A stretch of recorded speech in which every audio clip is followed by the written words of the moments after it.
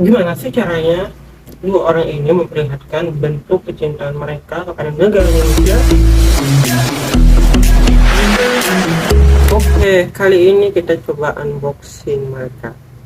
Kita unboxing apa yang sudah mereka nyatakan pada saya dan sudah saya tulis, tentunya bukan unboxing orangnya. Nah, jadi waktu itu gue minta bukti ke mereka nih. Lo kan suka Indonesia, mana buktinya? Mana sih buktinya? Apa cuman atau beneran gitu ya? Tapi di sini kita bahas masing-masing karena setiap orang itu berbeda dan punya keunikan masing-masing. Jadi ya gimana ya? Satu-satu aja. Pertama, Kazuma Kun. Dia adalah pria kelahiran 96 asal Osaka, Jepang. Nah, dia memberitahukan bagaimana prosesnya menjadi semakin cinta sama Indonesia. Menurutnya tidak ada yang spesial sih sebetulnya. Kenapa tidak ada yang spesial? Karena ya semuanya sudah sangat istimewa gitu, terlihat sangat spesial. Jadi ya tidak bisa dikhususkan lagi karena sudah terlalu istimewa. Jadi gimana ya, susah enggak. Nah, dari situ juga sering diungkapkan melalui media sosial, salah satunya seperti Instagram, bisa juga di TikTok, bisa juga di YouTube. Itu pun juga banyak saran dan dibantu teman-temannya. Jadi ya mantap lah, banyak kenangan tentang Indonesia dan sharing bagaimana kehidupan sebagai orang luar Indonesia yang hidup di Indonesia, terutama di Batam sekarang. Jadi teman-teman kalau misalkan ingin jelas selain melihat artikel saya, tentunya teman-teman bisa langsung aja main ke Instagram, ke TikTok, ke YouTube juga bisa. Jadi lihat sendiri. Kemudian yang kedua adalah Joka atau Xiang Hongjo. Ini, nah dia itu juga pernah ke Indonesia, cuman sudah lama ya, sudah beberapa tahun yang lalu, 10 tahun yang lalu, ini saya kurang tahu tepatnya berapa. Nah, saat itu dia sempat bekerja di Cikarang daerah Bekasi. Biasanya di situ daerah-daerah ini industri ya.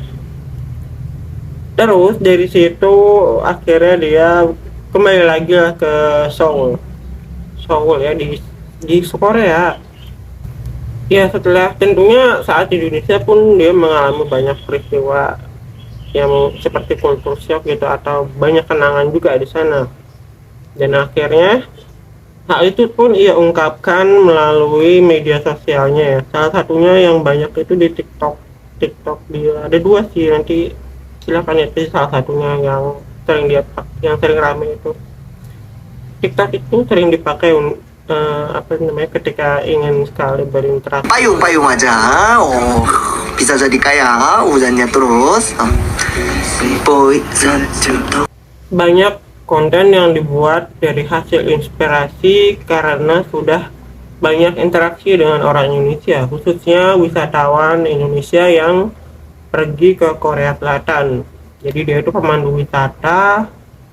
Beda kalau Kazuma Kun tadi, dia di bidang pendidikan ya.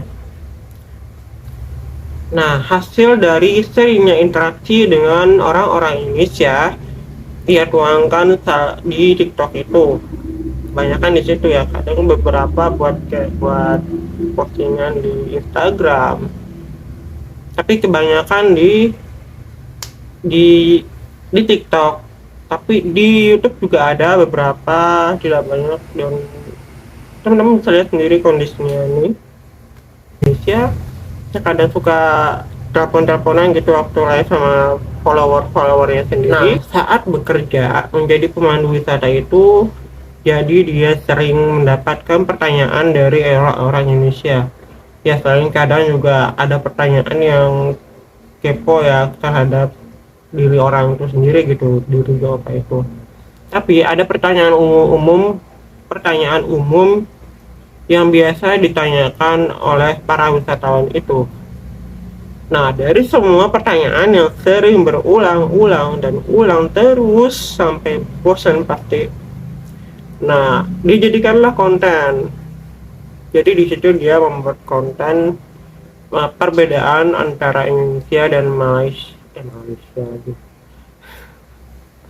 Perbedaan antara Indonesia dan Korea Selatan. Banyak lah, ada 3 sih yang paling rame di situ ya. Dan akhirnya karena rame jadi disematkan. Nah, gampang kalau teman-teman mau lihat, tinggal lihat aja sendiri karena kan disematkan ya. Lainnya itu nggak ada yang disematkan lagi. Ya gitulah. Mau contohnya misalkan, oh, perbedaan saat buang air besar. Kadang antara ada tisu dan nggak ada tisu. Jadi kan orang di Indonesia itu lebih terbiasa memakai air. Kalau di Korea itu kadang susah ya.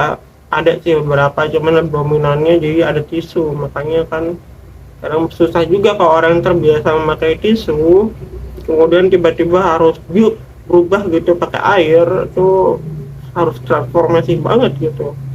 Jadi harus bertahap kalau mau berubah. Makanya kan kultur shock ya kalau buat orang Indonesia yang ke Korea dan orang Korea yang ke Indonesia gitu. Oke, itu aja mungkin yang bisa saya bahas, tidak ada yang lainnya. Semoga bisa bermanfaat dan bisa dipelajari, terutama untuk sisi kebudayaan ya, kebudayaan, bahasa. Kita bisa tahu dari 2 orang itu lah, dilihat di akunnya bisa suka ada nih apa, omongan-omongan juga, maksudnya omongan tentang bahasanya Jepang seperti apa, bahasa Korea seperti apa, dan kadang suka disandingkan juga dengan bahasa Indonesia, jadi kayak ya bisa menambah pengetahuan juga buat kita. Oke, terima kasih, sampai jumpa lagi. Assalamualaikum, bye.